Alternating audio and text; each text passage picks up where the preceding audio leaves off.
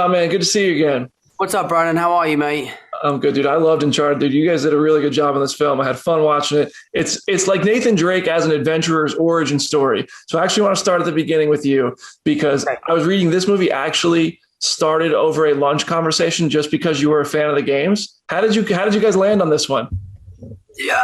Sort of. That's kind of what happened. I sit down with Tom Rothman and have lunch with him probably twice a year to just talk about, the Spider-Man universe. And obviously we have a few other things that we're developing together. I had pitched him this idea for this young Bond movie, which was basically essentially the origin story to how James Bond becomes, the gentleman spy. And, he liked the idea, but obviously it wasn't something that was ever going to happen.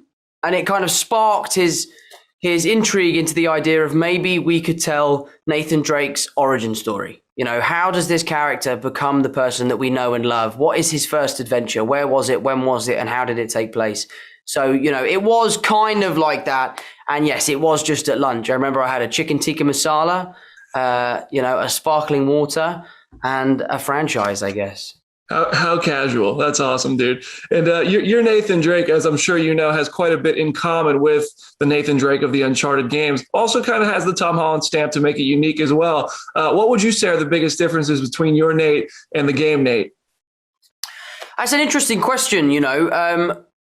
When we were developing this character and this film, we were kind of trying to figure out how I would play him. And, there was a discussion at one point where they wanted me to just mimic Nolan North. And, I started doing a little bit of work into it. And I think we all came to the conclusion that we needed to make this film unique. Obviously pay respects to the games, but it needed to have something new about it. So they then gave me free reign to kind of go away and develop this character in my own way. Obviously the differences are that he's younger. I think one of the traits that he has is he's very trustworthy, which ultimately is something that he definitely shouldn't be in the world of treasure hunting, which isn't something that he is necessarily he's not very trustworthy in the games. But no, there are a lot of similarities, but Sure. also lots of differences. Oh yeah, dude, I dig your version of the character. This movie was a blast. Now I got to ask you a bit about this little movie you had come out in December. I want to talk about that for a second. I know you guys have a Spider-Man group chat, so I'm real curious. Who's blowing up the Spider-Man group chat the most out of Tom Holland, Andrew Garfield, and Tobey Maguire? I'd say it's all of us, really. I mean, every now and then someone will blow it up, and then we'll chat for an hour or two, and then it always ends with "love you guys" and we'll be off. And then a couple of weeks later, they'll text back after we've broken yet another record, and it's like, can you believe this is happening? So it's been a lot of fun getting to know those guys, and I've really, really enjoyed it. That's got to be so surreal for you. That's amazing. Are you one of us who also want to see the Amazing Spider-Man 3 with Andrew returning? I would love to see the Amazing Spider-Man 3. I think what was so wonderful was how Andrew was able to kind of make amends with the character in the studio, to kind of win the general public back. That scene where he saves Zendaya, like the fan reactions in the theater were so spectacular. So should Sony decide to do that, they would have my full support, and obviously so would Andrew.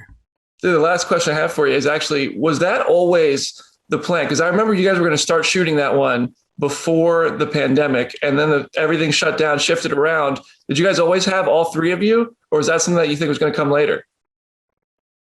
I don't remember. I think we always had there was always the plan for all of three of us to come back.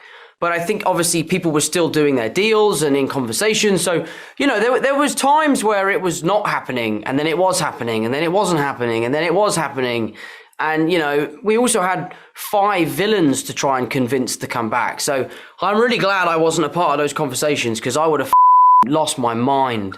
But no, it was a great time. Dude, you guys crushed it, and you crushed it on Uncharted. Congrats on so many great films. And a message from all your fans on Twitter. They say use Twitter more. So I'm just relaying it for you.